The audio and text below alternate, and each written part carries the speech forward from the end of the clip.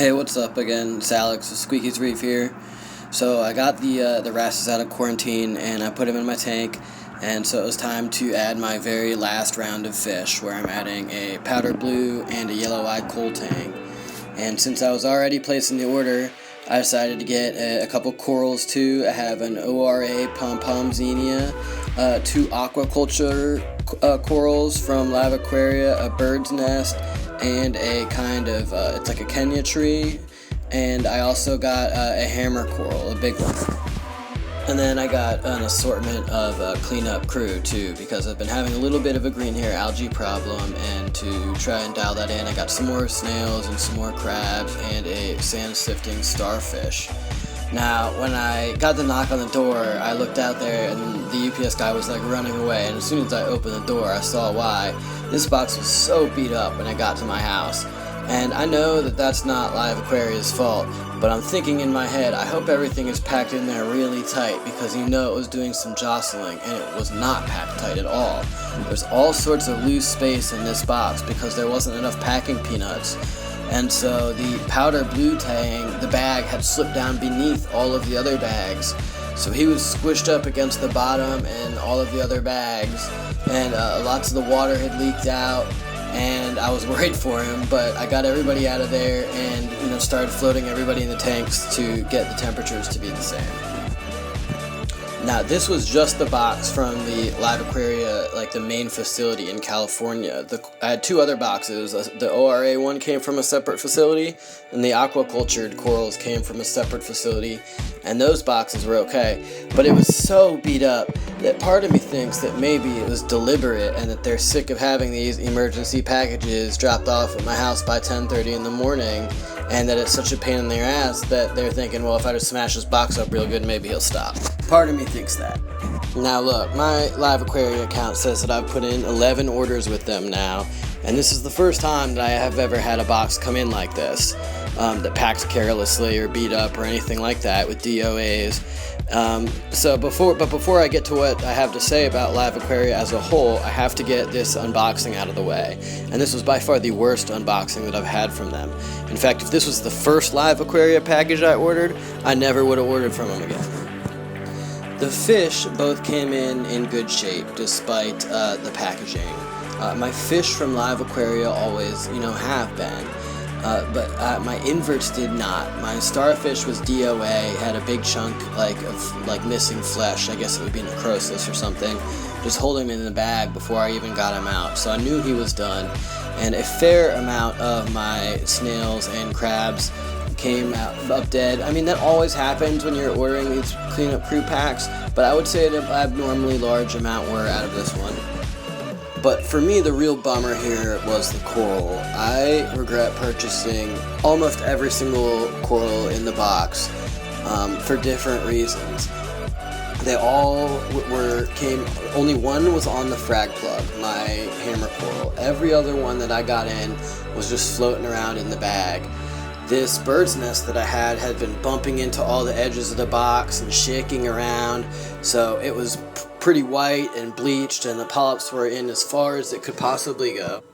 So the next coral I got to unbagging was LiveAquaria Diver's Den. I think it's called a taro tree. It's kind of similar to a Kenya tree coral. This was the only coral I got that was still on the plug. It was rubber banded to this piece of styrofoam so it wouldn't come out. But as soon as I pulled it out, you could clearly see some bubble algae. Like, I don't understand how somebody rubber banded this to this styrofoam and didn't at least make an attempt to scrape off that bubble algae before they put it in a box and sent it to me. Okay, and it came with a certificate that said this is certified to be pest-free. This was the second thing that pissed me off. The other thing is that frag was like comically small. It was smaller than any frag I've ever got from any other company or from any reefer, and I went and I checked the description on the website, and it does say that it'll be a 1/2 inch to 3/4 of an inch when you get it, but just holy crap, like, what are we doing here? You couldn't grow that out just a tiny little bit before you sent it to me? That thing was tiny, and as soon as I put it in my tank, it started wilting and flopped over. Up next was the ORA pom-pom xenia. I think this frag was like 25 or 30 bucks, which seems like a lot for like a pest coral. And I reach into the bag, what do I pull out? An empty frag plug. So now I have to go fishing around with my palm. Eventually I got out. It looked like 2 little chunks of Xenia. Each was about a ½ inch to 3/4 of an inch. Each was the size of the previous coral I was disappointed with. And they all looked very unhappy. The water was very cloudy. Anyway, dropped them into the coral dip and kept moving.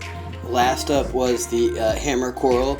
Again, it was super murky water. This was the cloudiest water of the bunch of them, and the polyps were so retracted that it just looked like bone inside.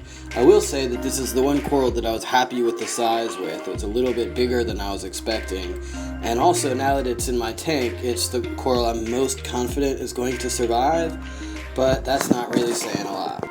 So the actual dipping procedure here was one of the easier ones I've ever had to do because almost all of the plugs were not coming into the tank. That one with bubble algae was not coming, so I trimmed him off, and so there wasn't much to scrub. I scrubbed the base of the one hammer coral as if it had anthrax on it because I've seen what everything else has, and honestly I'm probably going to take that plug out tonight after I make this video because I'm just so nervous about what could potentially be on there.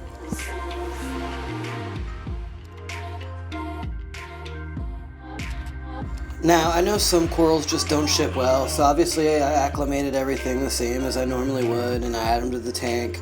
And these shots are after about 8 hours in the tank. Xenia's not looking a whole lot better, looks pretty wilty, but I think will probably survive. The hammer coral, the polyps are out enough that I'm relatively confident it's going to survive, but I'm also pretty sure that the bird's nest and that taro tree are goners. There's just no way they're going to make it. Now, I have to assume that because LiveAquaria has honored their guarantee every other time, that they probably will this time too. So I emailed them today about the stuff that is dead or dying, and I have yet to hear a response. But I think the assumption will be that they'll refund me for this stuff. But it just irritates me that such little effort was taken with this. I mean, the bubble algae to me was the real standout. That all mistakes can be made in shipping, but you could have caused a whole tank infestation with that, and it was right on top of it. And somebody should have stopped that. These snails all look dead, but usually, half of them get up and walk away in the middle of the night. They get scared during the daytime. So I'm not, accounting for all those being dead just yet.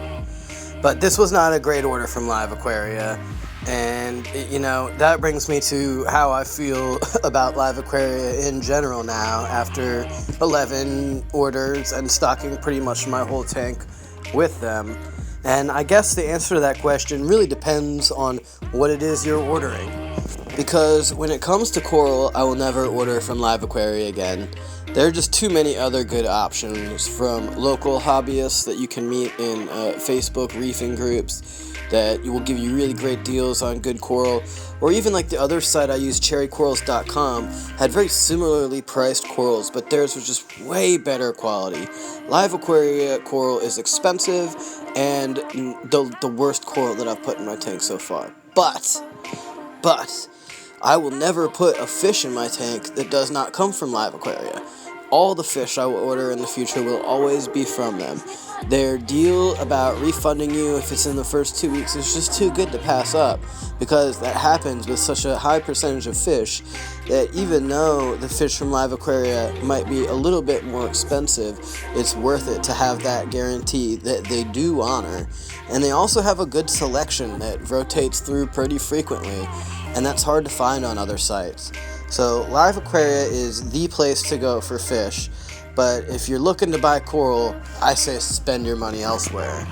But since this was my last order of fish, and I now have a pretty good system for quarantining, I'm going to be doing a video on quarantining these tangs, all the medications I use. So that'll be the next video I'll put out at the end of, it'll probably take about 5 weeks. And in the interim, I'll probably get a couple new corals for some local reefers, but I'm definitely not going to go crazy or anything. And I'm just going to chill and let the tank mature a little bit and maybe take a vacation.